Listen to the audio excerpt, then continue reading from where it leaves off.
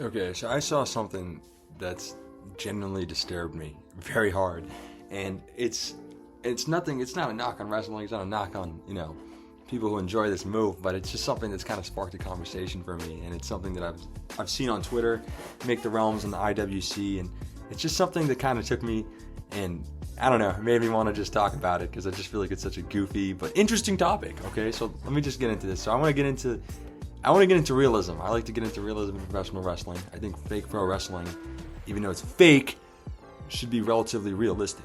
You want to watch it and you want to be inspired. You're not trying to watch it. You're trying to watch a fake fight, a simulated fight, right? So that's the goal. We're watching fake pro wrestling. We're trying to watch a fake fight. We're not trying to watch flippy dippy. We're not trying to watch gymnastics. We're not trying to do any of that. We're trying to watch a fake fight. So when we say that, it's pretty important and it's pretty apparent that the fake fight's convincing. It's not good when professional wrestling and fake pro wrestling, which we could call it that too, isn't convincing. It's not fun. It makes you want to turn away from the sport. It's embarrassing. It looks embarrassing. It's constantly embarrassing to see people mock it. It's very easy to mock. So this brings me to a point, and this just brings me to something I've been seeing on the IWC. And it's made the realms over the weekend, and it's something that was really bugging me the hell out. And it just keeps seeing these clips of these supposed homage to Kobashi, and it's Eddie King, just a lot of Eddie Kingston clips, but it's the machine gun chops. I keep seeing machine gun chops. So every single time I'm looking over in my feed on X, Twitter, I just keep seeing different people making different, having different opinions and different quotes about the machine gun chops. And this is my 2 cents, right? This move is stupid. This move is horrible. It's egregious. So it's like, you can be like a phony, and you can pretend that it's all about the wrestling. It's all about, staying to the craft and being true to the craft and showing homage and all this nonsense. But it's like, this is terrible. Like, I'm watching currently, I have on my feed, currently on my screen, it's a clip of Eddie Kingston just chopping. He's chopping himself, and we know what it is. It's the machine gun chops. We know what they are, but it just looks horrible. And he's doing it to Cesaro, Claudio Castagnoli, and it looks horrible. It looks pretty embarrassing, actually. Here's some audio. It's horrible. He's just slapping his own titties. It's brutal. And the crowd's got to pretend like it's something of notoriety. It's embarrassing. It's so embarrassing. That brings me to another point. Fake pro wrestling needs to actually simulate wrestling or simulate fighting. So why are goofballs like Eddie Kingston? Nothing on Eddie Kingston, man. Eddie Kingston's a legend in his own right, and he's done his thing. It's not a complete knock on Eddie Kingston or anything, but it's like, having this guy and like dumb moves like this be representative of pro wrestling is stupid. It's so stupid. It's so unconvincing. It's so laughable. It's so embarrassing. Like, this is embarrassing.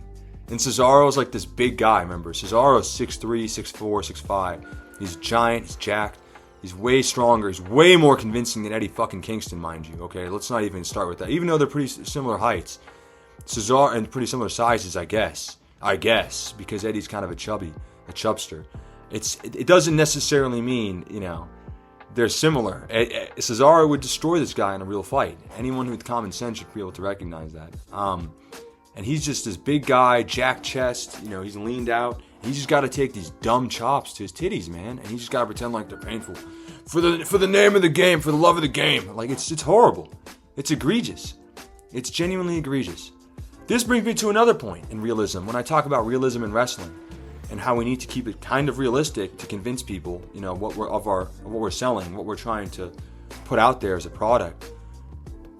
This appeared on Rampage, and I look, let me just make this clear. I like both these two wrestlers. So I like Roddy Strong. I love Roderick Strong. I think he's always been someone I've liked. I've liked him in professional wrestling.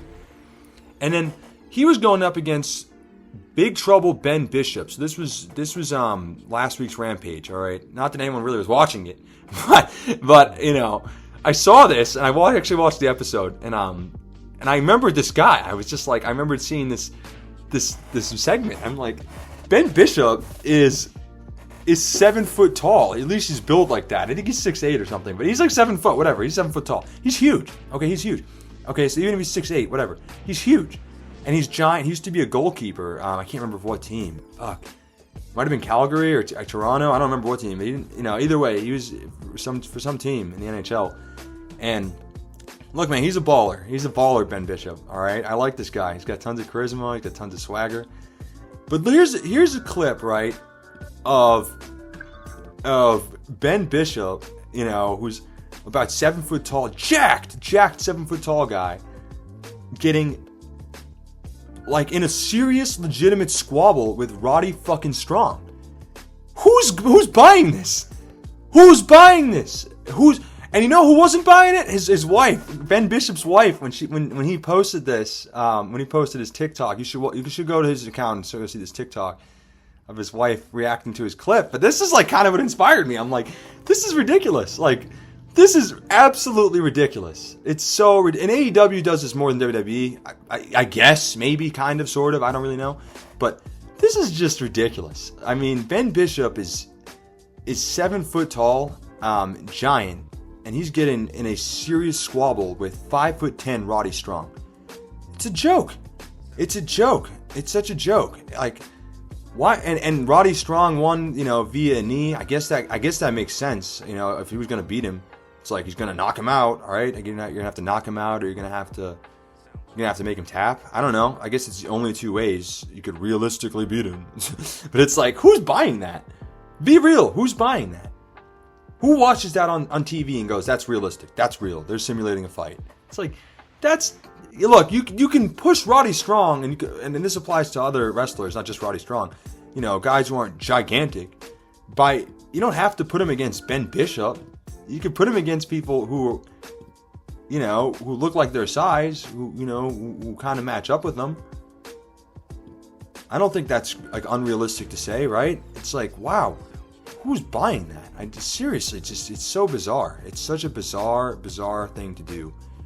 We're trying to keep wrestling kind of realistic, It's like we're trying to keep the product something that people can watch and they can go, yeah, like, this is interesting, and this is like, oh, this is good, this is a fake fight. Especially for AEW. Like, that's more my beef with AEW. It's like, we want to be the competitive, we're like the more sportsy competitive perspective, That's what we offer. It's like, okay, so you should offer realistic fights, right? Realistic wrestling.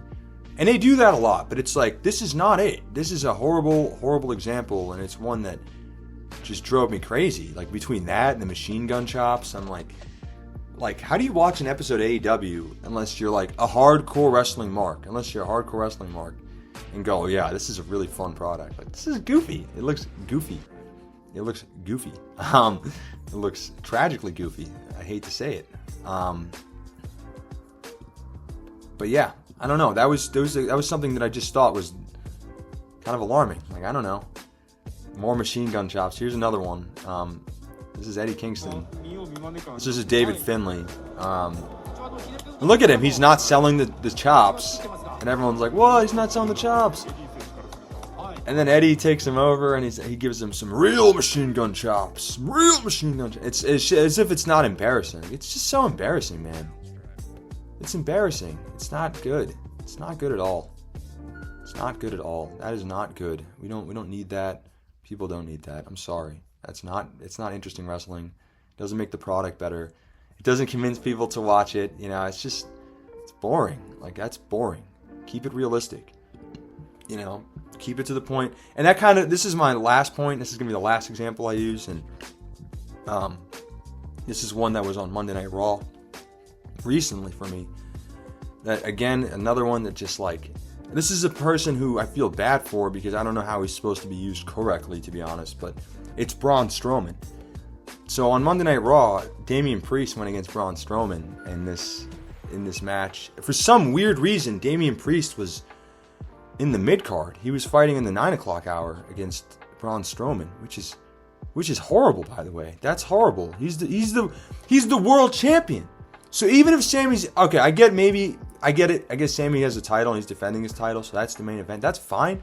But it's like, I don't know, maybe push that to the front of the show. I don't know. I don't know. Because treat your world champions like world champions.